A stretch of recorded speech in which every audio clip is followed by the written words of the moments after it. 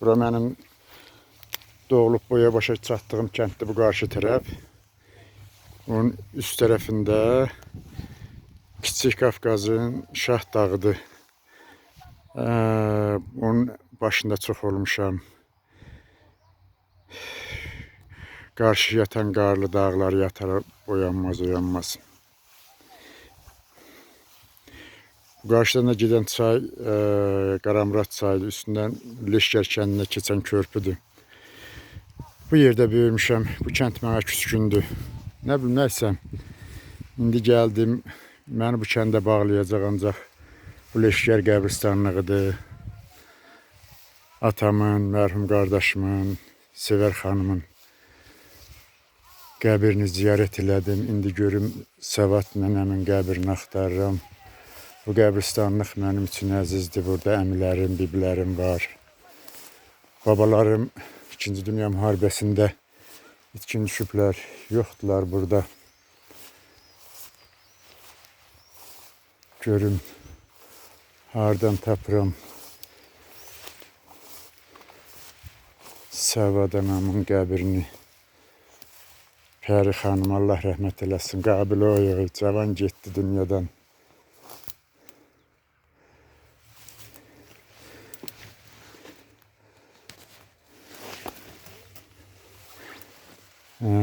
Məsmə xanım, Allah rəhmət eləsin. Axundov Aydın,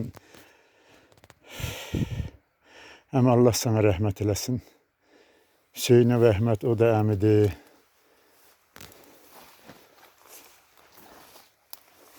Orada uzaqda gördüm nənəmin qəbrini. Kör basıb vurub.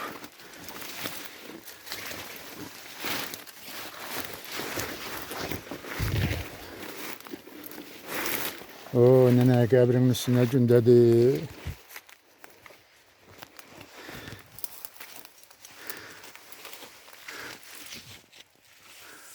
Allahümme salli ala Muhammedin ve ala Muhammed. Allahümme salli ala Muhammedin ve ala Muhammed.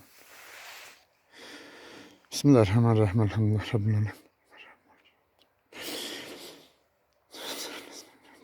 Hayırlı mağlup aleyhim. Beladda bismillahirrahmanirrahim. Allah'ım yardım.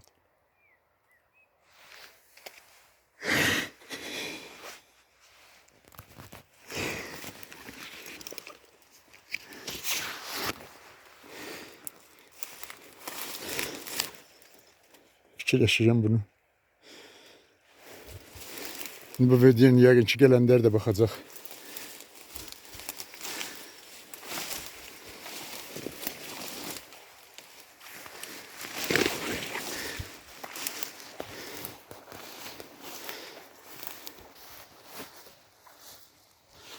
İndi videonun davam edirəm. Bu köhnə qəbristanlıqdır. Bura uşaq qəbristanlığı olub deyəsən.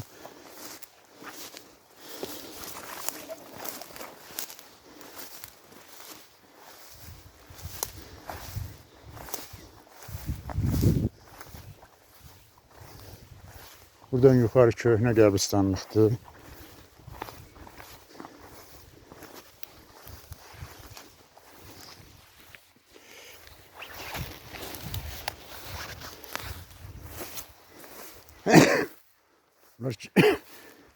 Bizim Leşkər kəndi qədimi kənd olub. Bu kəndin tarixi Şah Təhmasibin, Şah Nadirin vaxtına təsadüf eləyən kənd olub.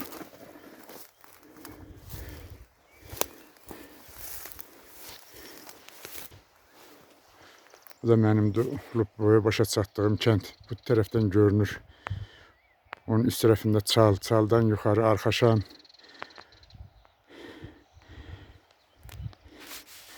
O dağlarda çox yurtlarda olmuşam. Zeynallı, Zağayurt, Pəri Talası.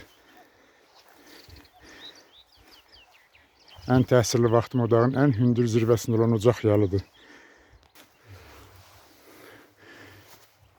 Kəndin köhnə qəbristanlığı, qədimi 150-200 il bundan qabaq olan qəbirlərdir buralar.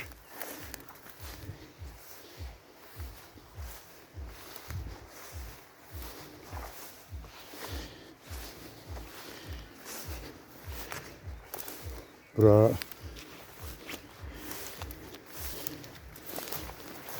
kəndimizin piridir. Mircəfər ağanın piri. Seyid Cəfər ağanın piri. Allah rəhmət eləsin. İndi girim ziyarət eləyim. 2 rükət hədiyyə namazı qılım. Sonra yoluma davam eləyərəm. Geri bu kəndə qayıda bilməyəcəm hələ ki. Bu kəndə məni bağlayacaq bir yer ancaq bu kəndin qəbristanlığıdır.